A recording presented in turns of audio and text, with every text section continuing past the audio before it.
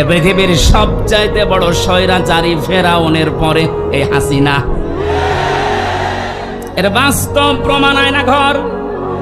আমি মাটির নিচে যতদিন ছিলাম জানি না যে দুনিয়া বলে কিছু আছে কিনা। আমারে যারা নিয়েছিল রিমান্ডের নাম করে নিয়েছে তো, অথচ নিয়েছে তো মাটির নিচে। এত কঠিন অবস্থায় রেখেছিল, এত অসহায় হচ্ছিল মনে নিজেকে যে আল্লাহ পৃথিবীতে তুমি ছাড়া মনে হয় আর কেউ নেই। কারণ আমি বিচ্ছিন্ন ছিলাম দুনিয়া থেকে। আমি তো তাও মাত্র 3 বছর, আর ব্যারিস্টার আরমান 8 বছর।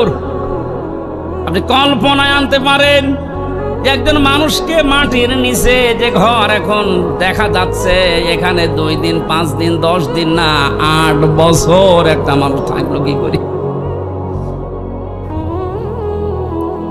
এটা টুরিস্ট প্যালেস হিসাবে